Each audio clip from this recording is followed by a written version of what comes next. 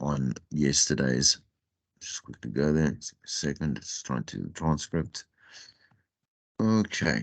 All right. Okay. So you can see the lesson, right? You can see the lesson there. Good. Lesson 38. Okay, so we are okay. So as you know, as I explained, like quite in a bit of to death yesterday about the whole concept of why these phoners are there.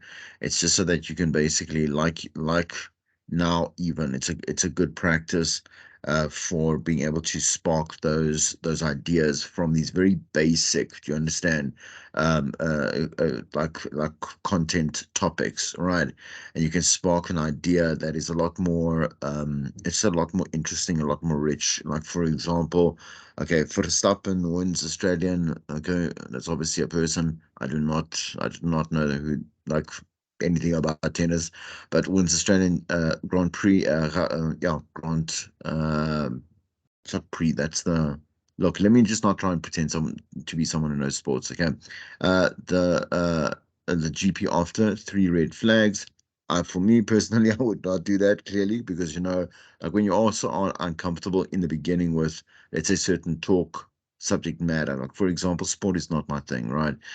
So I wouldn't go out of my way to go and make a, let's say like let's talk sports with a listener, right? Um, I'd probably then obviously be more drawn to other content. So whatever this might flicker, you can use and practice on the TikTok fears and their impact on Africa, which is a very cool topic. That's nice. I mean, again, to springboard off that, for example, you would have a look at your own friends and maybe friends that have become very mentally altered. I would say I have a cousin like that. She's addicted to TikTok, like, but for addicted, like there is, because there's so much that's fabricated as truth, you understand? And thing is, people don't really check. Again, we've spoken about that just in terms of information on the net, but now TikTok, obviously, because it's a video, these videos are short, and they actually put and produce quite well in the sense that are captivating, very sensationalistic, or whatever it is, and I don't tolerate my cousin. I would never say such a horrible thing in my life, you know. Like I love her dearly, and I like for her to talk about the stuff that interests her, which is now massively this TikTok, obviously the her TikTok addiction, and then but it's skewering like a lot of her perceptions about the world and what's happening around her, and so you can actually do a nice little call out about like how social media, any specific medium that a person like one of the listeners wants to talk to you about, maybe their own experience has changed kind of their behavior, or more likely someone that they know. For example, it could be very funny, like for example, like their mother or their grandmother had a Facebook account, and now all of a sudden she knows more lingo than you do. I'm just saying, I don't know. Right. There's many things, many ways you can break that down, or you can go completely into, let's say, whatever it might be, like kind of our ability to think independently is kind of skewed right now because there's a lot of junk and a lot of clutter that exists, in the digital media space, right? Should we limit teens' social media use? Blood tests can to spare you chemo.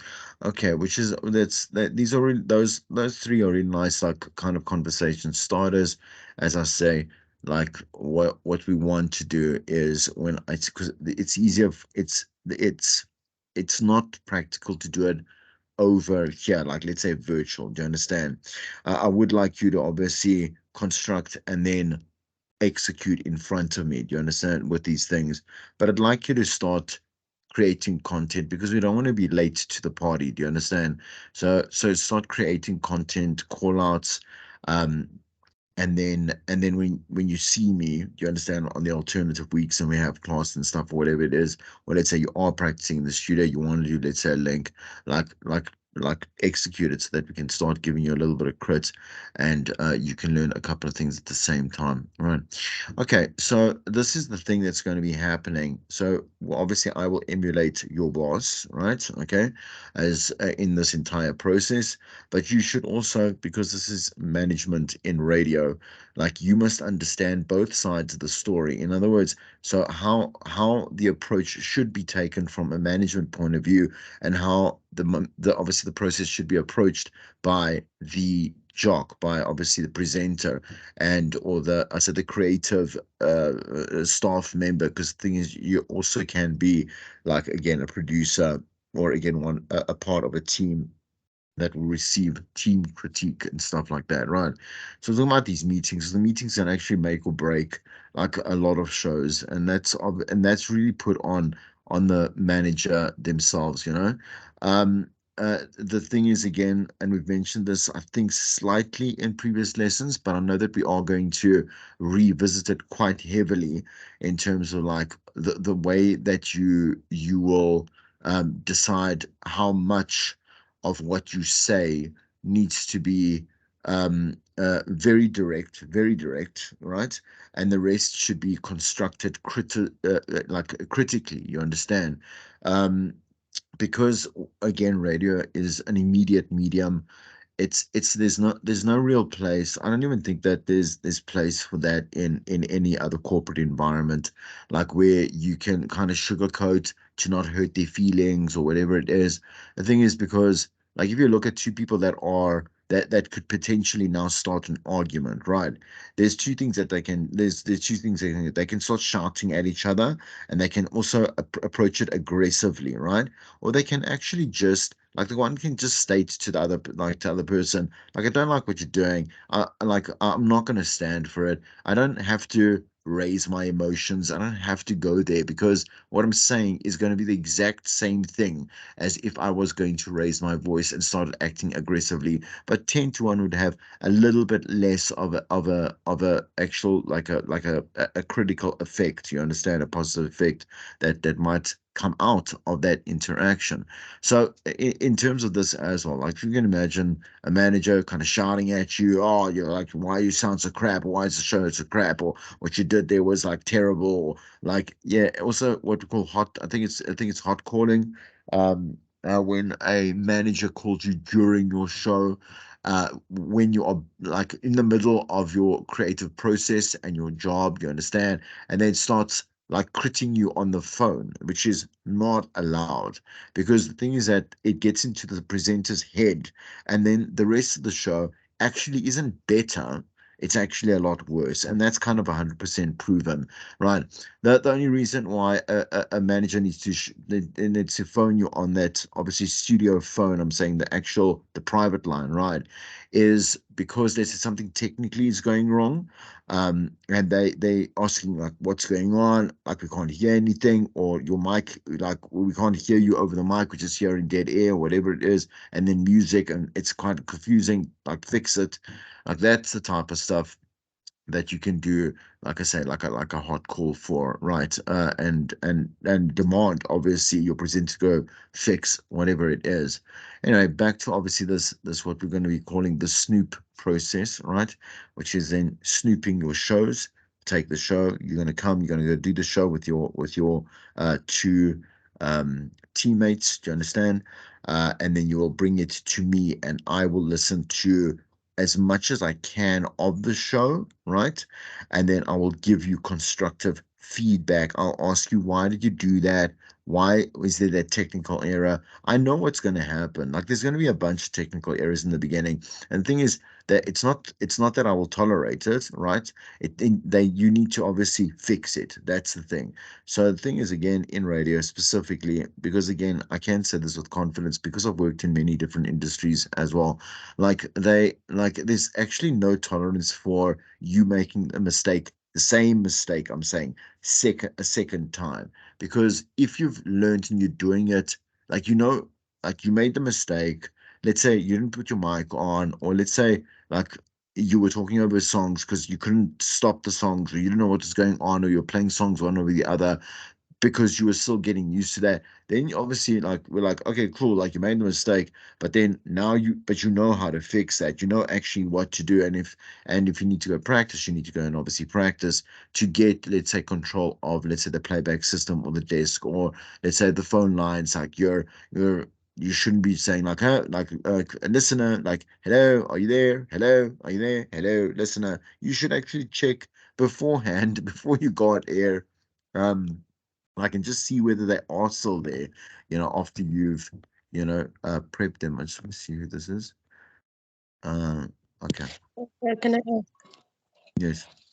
So it's also your fault if the listener, with the example that you just made, Yes. if the listener maybe has technical issues on their side, it's also your Yes. fault as the Yeah. presenter. Yeah, Yeah. the thing is because unlike it's understandable to a point again, because let's say I want to put a listener on air, right? Which I strongly advise you do, because you need to put real-time listeners. It adds more flavor. Do you understand what I'm saying? Than just the plain voice note. Do you understand? Which is one dimensional and it's in one direction. So you can't really have a conversation with it. You can only make a comment, which you must. You understand? You play a voice note, you make commentary, you use it as a stepping stone, and you move on. Do you understand?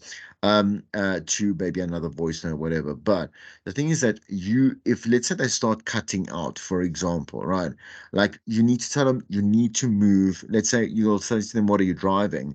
And they'll say to you, "Yeah, well, I'm in public transport." And you'll say, "Okay, well, look, like because it's snapping in and out, I'd rather not put you on air. But please send a voice note, and then I can actually just rather play that."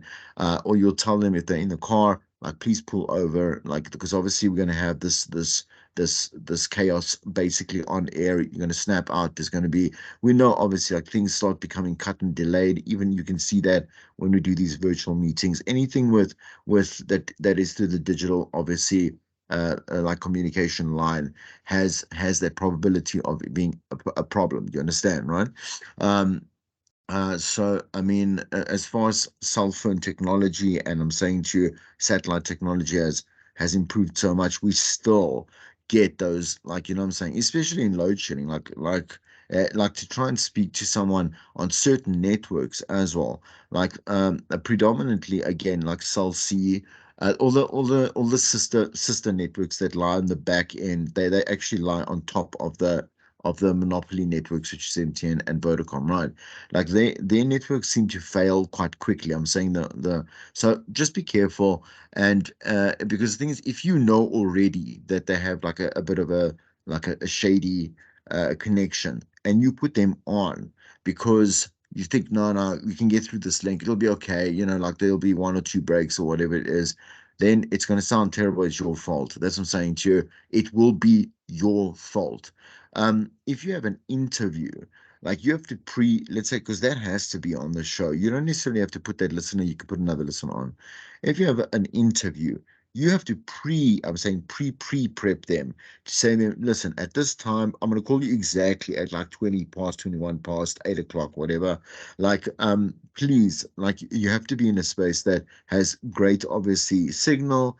Like you have to be somewhere that's quiet, and you have to not be moving around just so we can do the interview, and they will agree to it. You understand?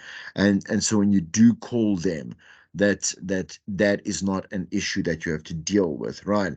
Sometimes, very few times, that this particular person that you have set up an interview with will just not answer the phone at all. Like it'll just ring, and you've now, let's say, already teased to it and whatever it is. So just to make doubly sure, I'm saying to you, if it's an important interview, which is, it probably is because you're choosing to put it on your show, like just before you start the show, send them like a WhatsApp, whatever, and say, are we still on for? That's the best that you can do. I'm saying, if let's say they bail on you for whatever reason, just move on.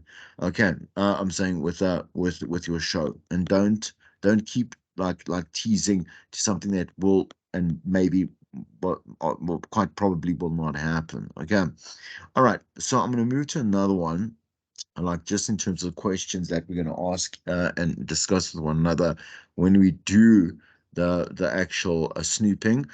We'll look at what worked well. We'll pick one thing and analyze it in depth. So, for example, like I'll pick a call out that you did or an interview on different occasions. You understand? So that you need to build one thing at a time. I say one or two things you got to fix by the next time you come back and you do another snoop with me, for example, right? I don't want you to focus on the whole show and all the mistakes that you've made because like it's not going to work, right? So I want to pick one thing, especially one thing that's also maybe critical for the show's success. Like I say, technical is definitely if you do a show that's completely boring, I'm saying in the beginning, but it's technically proficient, right?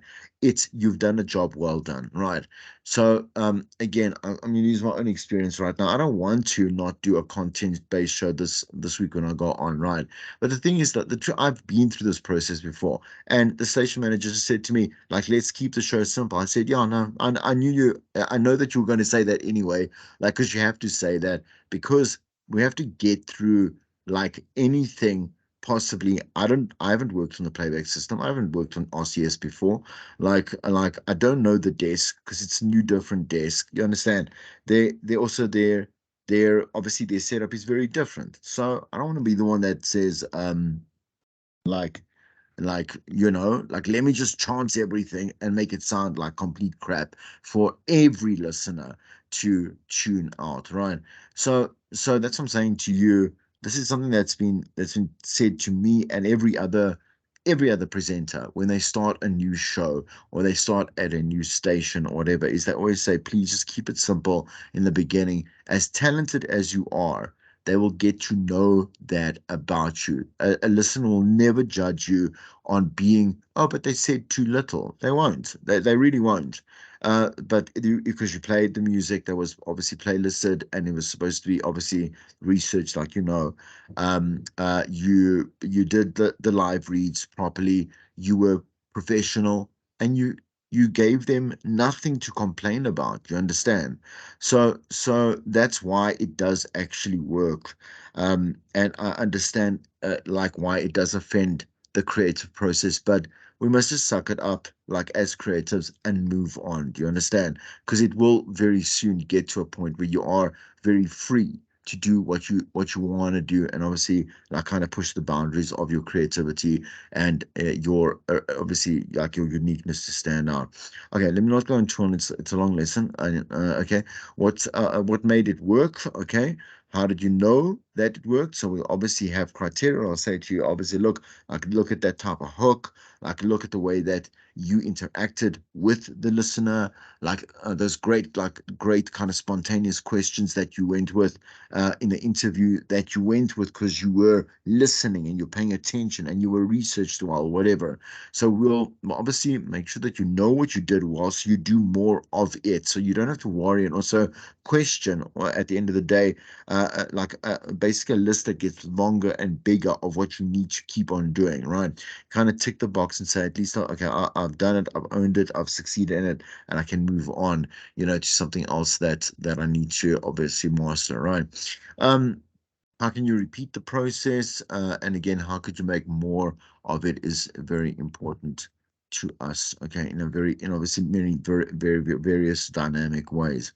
Okay, analyze today's weakest segment, right? And that's going to be brutal. The thing is, also listening to yourself make the mistakes is really painful, like it is. And again, like whether you're a veteran or whether you're just starting out, makes mistakes. And the thing is that it is painful to listen to yourself as you make as you do bad radio, right?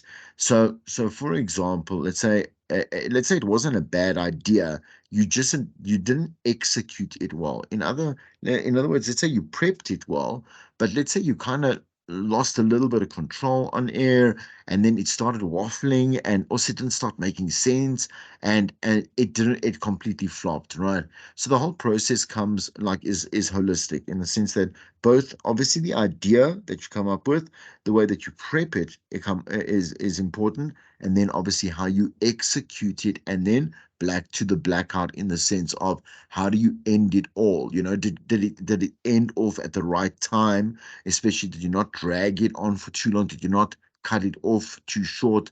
Like that type of stuff, right? Um, So you got to look at all those different aspects of why it might have not worked well. So pick one segment that could be improved and obviously analyze it as to why it failed. That will be again from my side with you. If it were repackaged, like how could it be salvaged, right? So that's like let's redo this thing, but maybe not on the show. Like let's treat this entire process and experience as if people were listening. I know that that sounds terrible for me to say for BMH, but I've explained why there's an extremely low amount of people listening. Because again, we do not advertise it as a station to listen to. For that one, if you look at if you look at the website, there is no website. It's just a single page that you're allowed to stream from, for the reason that we have students that are practicing that are not great, that are becoming greater. Do you understand, right? So we got to, let's say, practice and see maybe how could have we fixed that with the right way. If you could do it over, what would you change? Should you try it again, and maybe reconstruct it in a with a completely different angle that did maybe or could have worked better? When was it a bad idea, bad planning, or bad execution? Exactly as I said, in kind of that three way. So I don't want to skip anything here. Okay, there are several common causes for a bit. So remember what I said to you, like bit construction is the more technical term, like the more industry term that we use for analyzing a link. Okay, bit construction, the way that we construct a link. Okay, um, so if it falls apart, evaluate according to certain things. Are you not having fun? In other words, like, are you not devoted to what you want to say? If it does, I'm hoping that makes sense because you chose the content, like you prepped the content. Why aren't you like why aren't you passionate about it as well? Like, so the thing is, there's a very big difference between someone who does have passion because they are present, because they have like they have buy-in, as I say, to what it is they're about to or busy saying to the listener, and someone that just is kind of going through the motions for I don't know what reason. It doesn't make sense. And why did you do all the work? Why did you do any work? Why are you doing this work at all? Currently, I'm saying being on air, you didn't prepare. That's just a no. Like, you understand? Like, we do not allow presenters to go on and freestyle it, right? Because this is a craft, it's a job, and the thing is that. Like a lecturer, for example, that doesn't prep and just starts yabbering on. I mean, I had a lecturer like that genuinely in my second year. And it was one of the most difficult subjects. It was operating systems. I told you I studied computer science, right? It was operating systems. And I understood like nothing about the subject matter because I'm just saying in general, I wasn't a computer geek and I was learning from scratch how to obviously be great from it. But this guy would constantly talk about his time spent at Microsoft, constantly, every single lecture, and it had nothing to do with our textbooks. You understand? And then he would, at the end of the lecture, say, "Oh, well, just for today, you need to cover like pages 47 to 96." And we were like, "What? This is this is insane." I'm saying to you, this man would just come in and wing it. And it was super like it was very irresponsible of him. If we did well, we did well completely on our own merit and not due to any assistance that this man provided. So in other words, like let's say you didn't prep, for example, but you had this like oddly like very like unpredicted outcome, which was a good one. That does not mean at all that it was because it was a winning formula that you had going in, but just kind of winging it. Like we prep, you come in, you respect obviously the craft, but you respect your listener even more by putting the work in because obviously they're putting the time in to listen to you. And that's obviously a 50-50 kind of from both sides. We both put in obviously the work and the tension, vice versa, right? to enjoy the product, obviously, to its largest extent. It's too long, right? So the link will fall because I've explained this in previous lessons. So brevity is about that art of saying just enough to be everything that you needed to say for the link to finish in its correct place, right? So when you do prep, like you need to again, like again, I say even now while I'm busy prepping, um, I put things now in point form because it's been a while. But again, I would do this process every time. Like I say, I would start a new, let's say, time slot, or I'd start at a new station or whatever it is, only because I don't like and I don't do well under, like I'm saying, chaos. Okay. So my anxiety will completely go off the roof. Like I won't be able to perform at all. Just see who this is. Just let them in as well. Okay. CBC, right? Okay. And then and you understand, like it becomes a complete mess, right? So you want to just so what I will do is I'll follow. I don't care if I feel like more motivated on the day, like or at that time. I will follow what I came up with point to point and obviously execute it naturally. Do you understand? With ownership. And then move on so that I know that the link and I can literally see it on my piece of paper, like the prep and my document, whatever it is, when it's going to end, and then I can play a jingle and I can move to music or whatever it is, right? So that is the concept of brevity. All right. When you waffle, it's because you didn't prep well enough, and you feel because you didn't prep well enough, you actually realize while you're talking that you don't actually know what the point of your conversation is, and what the point of that piece is. And so you start waffling around, waffle, waffle, waffle, waffle, until you think that you're going to come to a point, and it basically collapses and it fails. Okay, so building character equity. So that one thing from today's show could enhance a character, role, or position of the show. So we want to also, when I'm snooping you, want to look at, oh, this is a really cool. I did not know you had this as part of your personality. You understand? So let's try and make sure that we spotlight more aspects of you, and maybe using obviously this as a starting point or a growing point, right? Leftovers are delicious. So what was planned that did not air, as for example, like I said with the breakfast show, that happens literally daily. That prep is obviously constructed but not used because it becomes irrelevant in comparison to more relevant content that comes in the morning, um, before the show starts, and that has happened overnight. So then basically what we'll do is we'll bank content that we can use at any time, and maybe obviously because it's got a nice, really, really cool core, okay, and we can work with it, and wherever we want to use it, whenever we want to use it, we can use it, okay.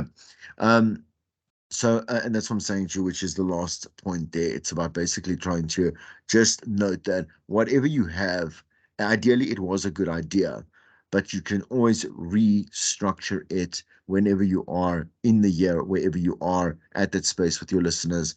It doesn't matter. Okay. Competitive evaluation. So, like at that very point where you're doing your show, obviously we want to be able to compare like other shows of competitive stations at that time as well. And the thing is that you will never be able to listen to them because you'll be on air at that time, right? Okay. Let's say you have a daytime show. I'm saying you have a weekday show. Like you can never listen to your competitor. But the thing is that your manager can, and they will say for themselves, oh, okay, like I not that I want to copy, but if they're like smashing it, like they're doing really great, like that program manager, station manager will be like, ooh, maybe I need to also step it up with my guys, or I need to tell them and help them step it up together, right? Okay. But it's also not about threat. You must also be like, cool, I really like, you must have respect for other people in industry that are doing things well, and be like, okay, I like I like this little aspect. It's a skill construction that I can actually use that I know I've been missing and will make my obviously presenting a lot stronger or whatever it is. You're not copycatting. Skills are not copied. Skills are learned.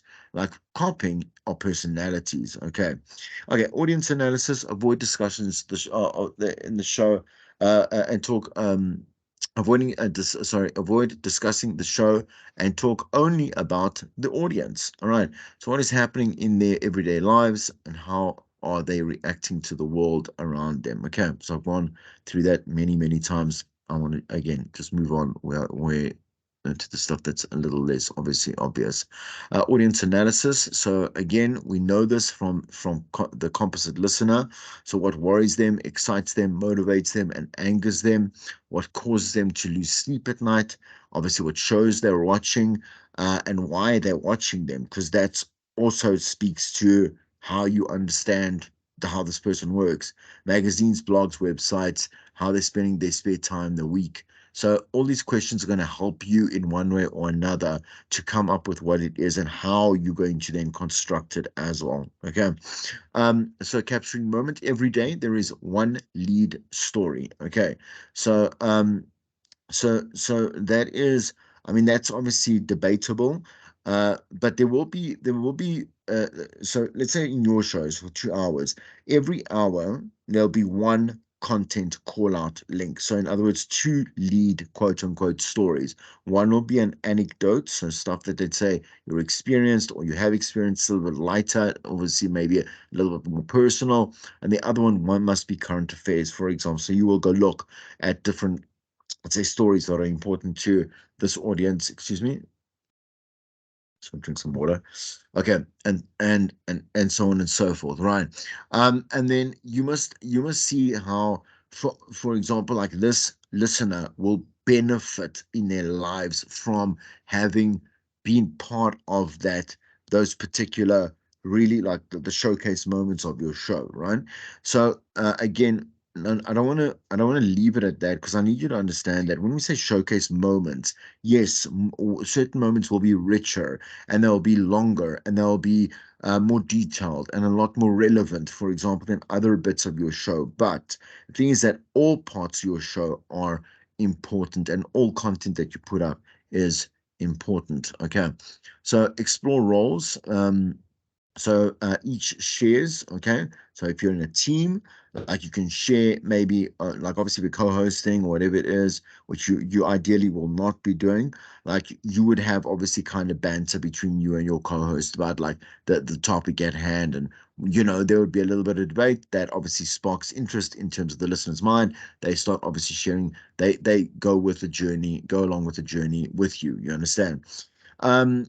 Shape each story into a list of possibilities and continue to explore it until it becomes content. Now, so in that sense, like don't keep exploring on air. I'm saying now that particularly you can do when you are prepping. So maybe brainstorming something. If you are in a team, which you will at least be, you know that you'll be in groups of three. Like you can talk about the stuff I'm saying to you. Never mind on air, talking about off air, like you can talk between yourselves until it starts to make sense. As like as the same example I did with you in class, and I said, "Let's talk more. Let's talk more. Tell me more. Tell me another point. Tell me what you think." And then something better would come along. Do you understand? Interactions. Okay, so how do we speak to our audience? And there are many ways. Um, Particularly not emails, unless you want to send, like, use the email as a reason to why you decided to go and do this particular, like this, like street vox, or let's say you went to this particular establishment and had a look around, or whatever it is, because of this email that came through and whatever. But text messages, WhatsApp messages, whatever it is, like social media, please be careful. Like please use social media as a promotive tool, and a way to also start to feel out your audience. So for example, like I find Twitter quite effective just because of the polls thing, right? And polls are very they're more common, I'm saying commonly received on Twitter than they are, for example, on Facebook or any other social medium. Do you understand?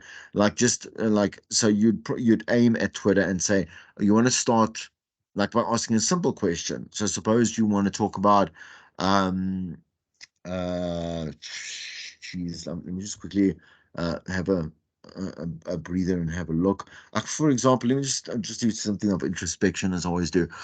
So, for example, like let's say, um, how to avoid breaking yourself down. You understand? So, in other words, self-deprecating.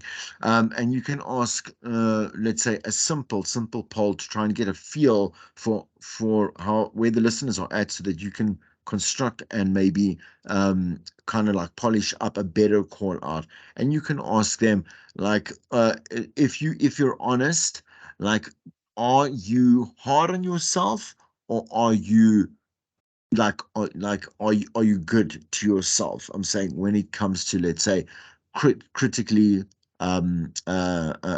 criticizing your own life. And let's say they'll say, obviously one or the other, and obviously the one will tell you more about where their headspace is, so that maybe, let's say they do say, I normally am very hard on myself, which is what normally most people are, because you'll obviously be your own worst critic at the end of the day. Then you can go into, let's say, on air. You can say, well, there was this poll we sent out on Twitter. It was great in the sense, thank you for the response. It was a simple question, and I want to. It allows me to bring up, um, it's kind of looks like a quick fix, but it has been tested. It's kind of almost scientific, a new methodology on how to actually wake up and use the first 10 seconds of your day to completely change that narrative. Do you understand? So I'm just assuming you're nodding your heads. I hope you do, because that is a more rich call out than just whether or not, like, why do you break yourself down, right? And how do you make yourself, like, how do you lift yourself up? So we're going to have a little bit something a little bit more rich, and a little bit, it'll have a lot more dimension, and people will be like, I like they'll respond to you in the sense of what they do in the morning. That's what are the thoughts that they normally have when they go to sleep, or they end their day, or what kind of plagues them when they're sitting on their own. I don't know, right? A lot of great things. You want them to obviously share experience with you at the end of the day. Okay, guests, right? Guests must always be relevant. In other words, why do you have this guest, expert, celebrity, or character? Whoever that may be. Again, a person that is, again, running a small business, or a person that has started something quite large in terms of, I don't know, maybe it's a movement on social media, or in your own backyard. I'm thinking like you're in your neighborhood, whatever it is, whoever it is that you talk to, you've chosen to be important to your show and to that listener. There must be a reason why you're talking to them, and they must be the right person to talk to about what you want to talk to them about. Do you understand? If that makes sense. In other words, don't choose someone who is like, they randomly have no real actual connection, or they don't have the direct connection or relation to the topic at hand, or the reason why you have them in there at all. Okay, what questions can you ask them to provoke repeatable, memorable content? So remember, in an interview, which again we want to cover in a separate lesson, um, you have to have obviously your baseline of questions, but you have to have researched the guest very well, right? So that you can have a conversation and not an interview. An interview happens when you go for a job, right? And interviews are being done away with, even in jobs, because it makes people nervous. They obviously are like under pressure because they want the job. Do you understand? They want to impress, whatever. And so now people, managers or whatever, or people that interview, have stopped that kind of like, okay, tell us about this, tell us about this. What do you think of this? Whatever it is, they start having the conversation with you so that you can freely speak at your best potential. Do you understand? Anyway, my point is, it's much better having a conversation and not a Q&A. Okay, let's go to 11. The one thing, slide 11. What one thing will you do tomorrow to cause listeners to tell someone else? Remember, we used, I think it was Kid Craddock, that's his name. Yeah. Struggling with that yesterday when I was recording a video. But Kid Craddock's, the concept of like doing one thing accordingly, that is necessary, that's mandatory, then the half hour, then the hour, then the day, and then obviously kind of like every quarterly in the year, and then to obviously a year. What can you do? But you want to be able to have someone speak of it with someone else. So not that necessarily again they say, "Oh, I heard on radio, I heard this, I heard that," but they will bring up that conversation because the thing is they know a little bit more about it as well. You've informed them. There's also been definitely like a healthy debate around it, and it will come into their everyday lives, just like the most spoken thing in the world and most frequent is actually the weather. People always tell someone else how cold they are, how hot it is. Shoo, did you see the wind today? Or there was whatever it is. It's the most I'm saying irrelevant. It's so there's nothing more to talk about with the weather besides what happened. But it's the most spoken um content umbrella, should I say, in the world of conversation. You want that kind of effect to be able to say, like them sharing another point of view or share the information that you shared with them with someone else or the world around them, right?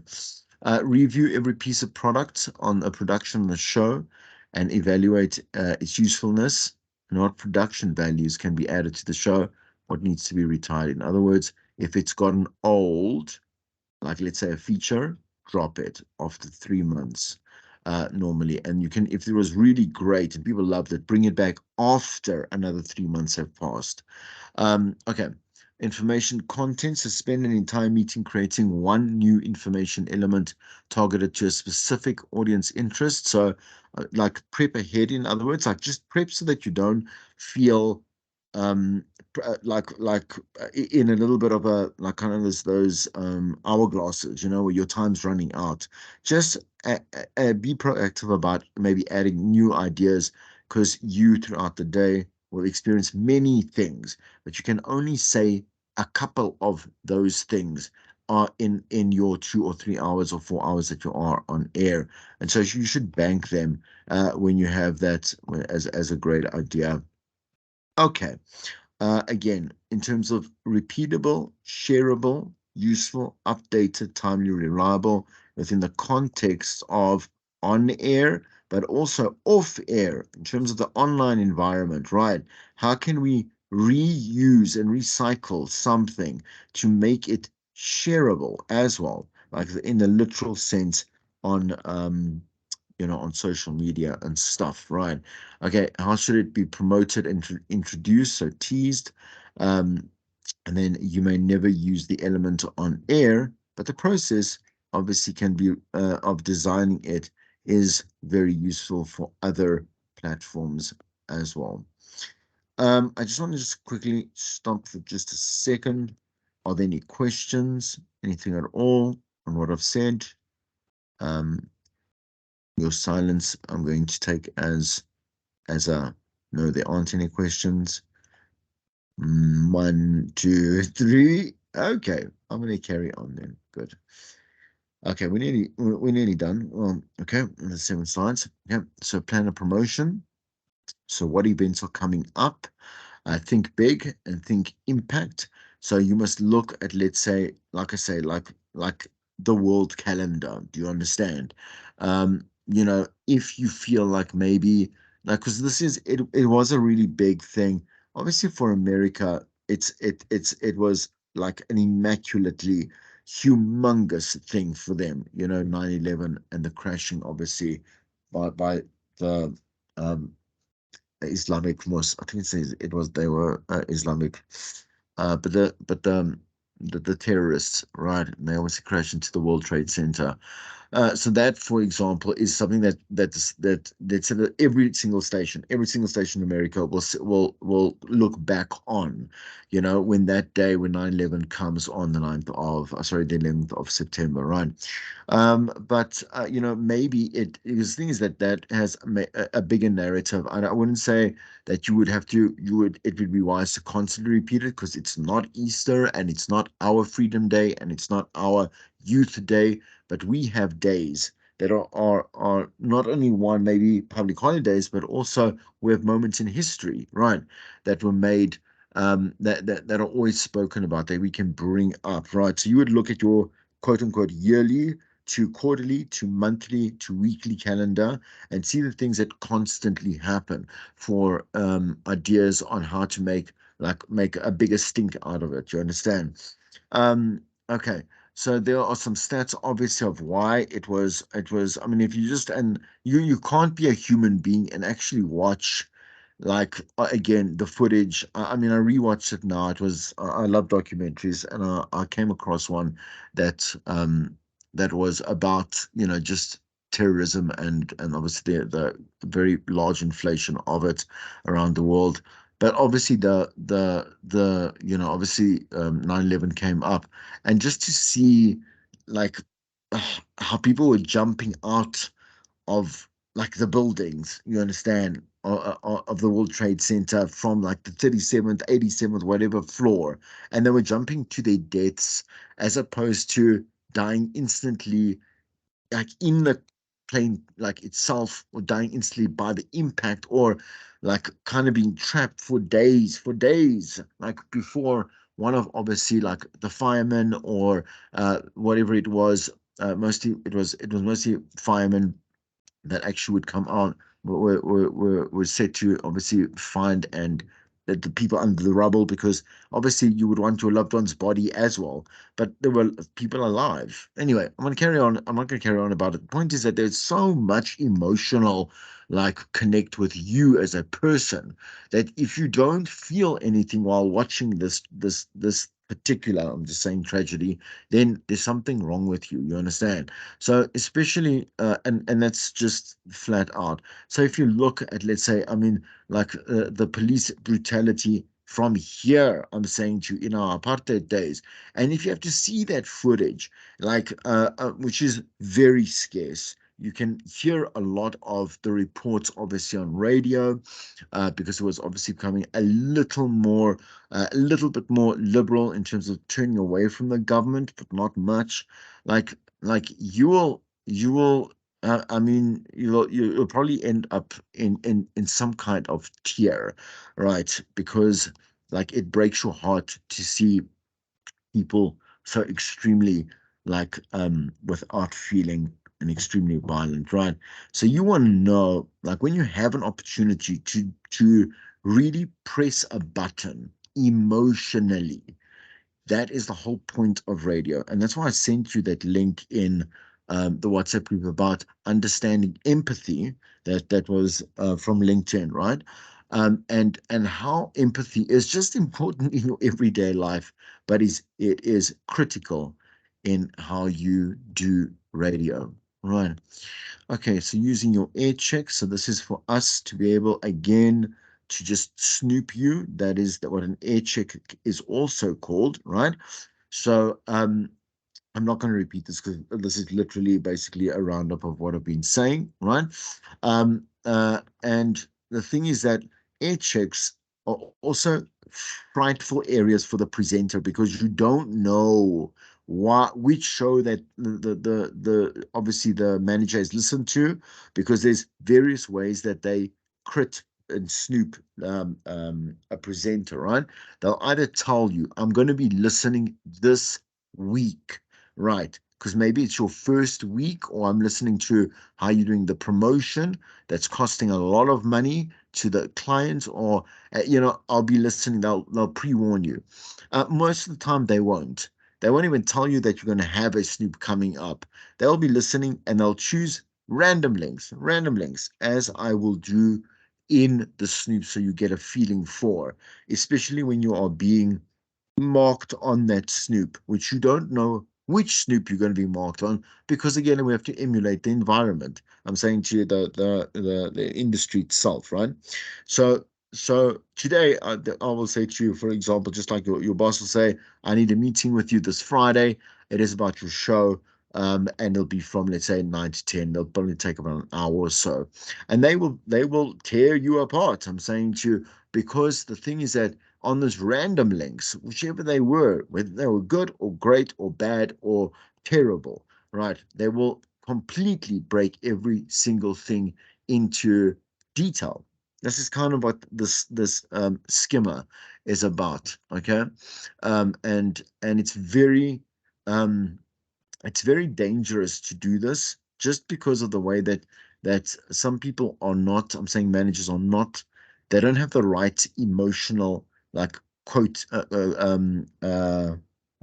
quotation, right? To an EQ, right? um, to do, like, to deal with a personality. I'm saying a DJ is a personality. They are a person still at the end of the day. And you have to really, really, when you are breaking things down, be very careful how you do that so that the constructive approach, they do take it as it is, but they are not broken by the way that you, like, it's an attack or anything. The real time on air check is the one that I'm saying to you. Like, for example, they will listen literally to your show. Like, again, you won't know it, but right afterwards, when you are done, you say goodbye and you think, oh, this has been a great show and I'm going to go home. They will phone you immediately, and then they will tell you this, and this, right? As well. Or they'll say, tomorrow morning, we have to have a discussion. So the real time air check, because it has happened and they want to deal with it right now. Okay. So that you obviously can fix it before you do your next show, which is on, like I say, if it's day to day, that approach is really taken. Like I said, the selective air check I've already explained. You take bits and pieces randomly, right? Um, and you approach this, like I say, like I will with you, in small amounts, right? So we can fix one thing at a time and the biggest problems at a time, right? So the things that really are going to cripple you, we want to fix those so that you can have a better time on air and obviously be a better presenter. I'm nearly done, and then can I have some Q&A, please? Okay, typical problem areas. Okay, so while most time spent in meetings should be proactive, please set aside times and expect times as a man, like I say, from on the other side. Again, you're doing management in radio, to actually solve them. So a lot of managers are guilty of not doing this. They just give you the problems and then they go, just get out, in a way, which doesn't help you in any way. Or also, they give you solutions that don't make any sense, because the thing is, it's not detailed enough and it's not specific enough. And perhaps maybe the way that they think they're explaining it is making sense to you because you're not saying anything back. And so the thing is, they just leave it because, I mean, you didn't give them any reason to reconsider, or, like I say, reparaphrase what it is or make anything more clear again to what they've asked of you to do, right? So that is the big problem area, just in general. And then and like, if they say, like, fix it, like, you need to give some suggestions. They'll be like, okay, cool. Like, what do you think you want to do about it? And then you should have a conversation with them so that when you do this and you make obviously the amendment too, that they have a part in how it turns out. Do you understand? So they are accountable as well. I'm saying that the manager must be accountable for actions that are made on air. Okay, the lack of preparation. Again, if you frequently find yourself searching for direction in the middle of a segment, it's again because the prep process wasn't reached to its full, I'm saying, to its end game, end point, right? So it's often a matter of planning potential angles. Again, this is why you see, when I prepped that particular one piece, I asked a number of questions, because the thing is, when I want to, again, we always say, like, don't practice the stuff before, but definitely open your mouth before you go on air and go through, let's say, the content, because the thing is, it'll start to sound better with certain points of view, your thought process, and you'll pick. And those little questions towards at the end are going to be things that you're going to bring in either as answers, I'm saying, or as trains of thought as you move along. Okay, other signs of poor preparation is that it's a slow pace and pointless, like we said in the beginning of the lesson. And this is obvious when the show has good content, but it is hard. Really, it's hard to follow. That's the thing. Okay, so not to understand, it's hard to follow, which obviously is the confusion in understanding. Again, the hook, the setup, the dress up, and the payoff, right? So again, we use. I mean, that's what I'm saying to you. Like this particular process is it's a Tracy Johnson thing, and when it's been presented to you by your lecturers, it's sometimes had 3 points, or it's had four, or it's had five, right? The point is that the hook is the blackout is what's missing here. Um, in this particular one. So, but the setup is also called the crumbs in another, in taking it in another, let's say, let's say, it's pulled, let's say, from a different site or whatever it is. So you mustn't get confused. I would just note this when you are doing a link. Like, yes, the hook is super important, right? Okay. Then you need to divulge information that allows the listener to understand why. Oh, what's going like? I'm understanding why we're talking about this. But when you dress it up, so when you're obviously putting like a lot of the meat on, you're going to be adding the facts. They're going to start getting emotive responses. They're going to start placing themselves within the journey of thought that you are going on. Like you're going to play like a sound piece or whatever it is, sound bite, and then the payoff is obviously the call to action. Voice notes, send me voice notes, give me a call. We're going to have an interview with, right? And then maybe not take any callers. It will still be a payoff, right? Okay. And then the blackout, I'm glad they left it out because I don't like the concept of the blackout. The blackout makes no sense. It doesn't exist in one link. It exists more likely into the two links that you will use. The one obviously to do the call out, and then the obviously the way that you end in terms of like in a professional, concise, simple, and like kind of like a happily ever after way in the second link to finish off the content piece, right? Many shows get stuck in setup because um, they miss the hook and the payoff, right? So they don't. We do start with setup. I'm saying in preparation because the thing is like you need to go look at articles or news or whatever it is to know. Like I want to talk about this, right? And then you will start building backwards to obviously the hook and stuff like that because you want to obviously talk about certain aspects or certain points of perspective or whatever it is from this, right? Okay. And that's obviously how you put content together. Emphasis on the wrong material.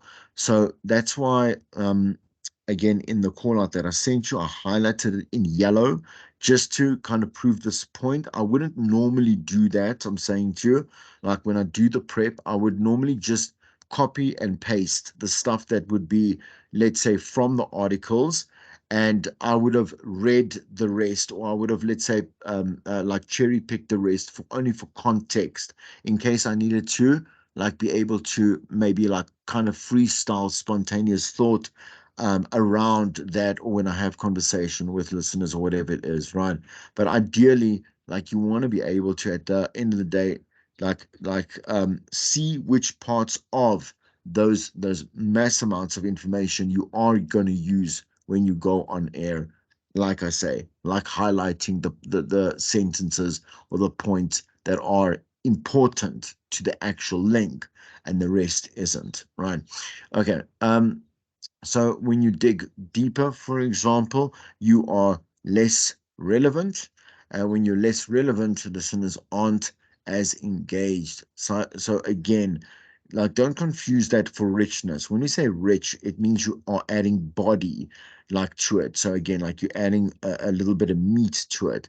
But if you get too complex, like there are many things this could end up like being about, or there could be too many questions that you would want to like pose to the listener, or there might not be any at all because you've gone way past the point of delivery, right? Evaluate the content in each quarter hour and ensure that you obviously have a balance, please, right? Of again, admin links, right?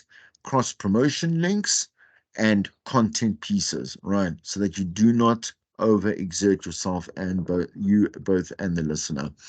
Okay, lack of immediacy. One of radio's advantages is the ability to respond to what is happening now, right? Okay, so which is great. You can always change your content like half an hour before the show if something really big is happening, and you can again once again just kind of like cut and paste that into another document. I'm saying the content you did prep and use that on another day, for example, right? And replace it with something a bit more immediate and more relevant if something does pop up. The vibrancy is about the presence. Okay, I keep saying this. If you're present, you're in the now, you're in the moment, and you sound the way you sound, you're going to see changes completely.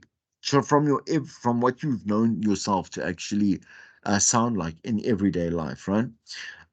Energy is contagious. Listeners can feel it. Too much energy is exhausting because it is abnormal. Like there are a lot of people, there are enough people in this world that have very high energy personalities, right? And that's just the way that they are. They don't know that they talk extremely fast. They really are bouncy and they really are like bubbly and like, but the majority, a mass majority of people are not that way. They are they definitely can be alive, they can be happy, and they can be whatever, jovial or whatever it is. And energetic means that, again, you have power and presence, you understand? And that's the more common person that exists in this world. Inflections, so listen for unnatural emphasis on words like and the, and is, you understand? So don't read it like a live read. You understand? Even in a live read, like you have to be careful of like the those that you emphasize and the ands.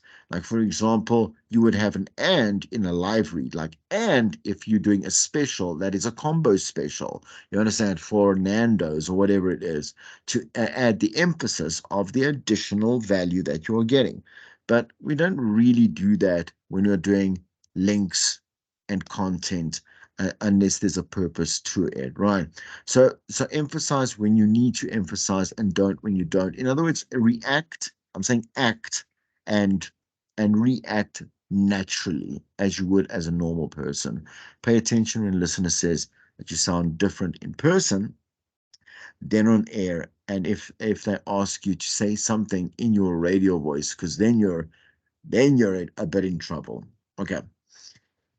All right, I'm going to just quickly close that. Okay, that's the end of the lecture. Let me just want to stop this recording quickly. And then I'll stop the sharing.